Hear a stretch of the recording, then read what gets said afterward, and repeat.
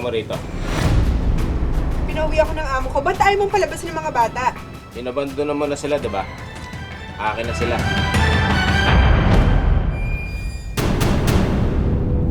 Sir, inabandon niya na mga anak namin sa akin.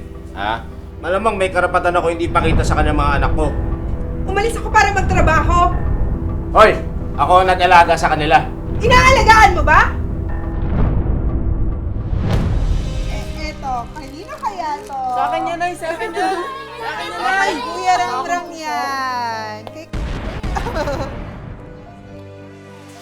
Sige na. Kailangan na umalis na nanay. Babalikan ko kayo.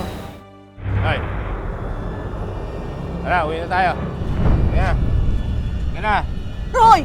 Lasing ka naman! Umuwi ka na! Paano kung may bibigyan sa'yo mga apo ko kung ganyan ang tsura mo? Hoy, ikaw, matanda ka ha. Pag ako hindi nakapagpigil, ha? Pag dumiling paningin ko, baka ano pa magawa ko sa'yo, ha?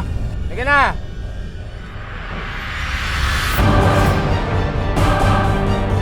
Lola! Papasukin niyo po kami! Oh, ano ginagawa niyo dito?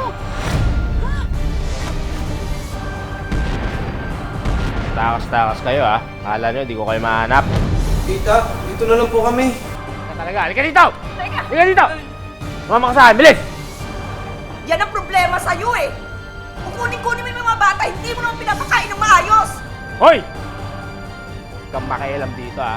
Gusto mo ba barangay kita? Kidnapping kong ginagawa mo.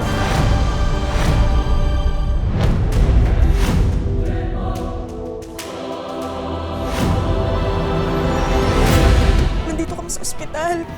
Ano? Magpadali ka. Ngayon na.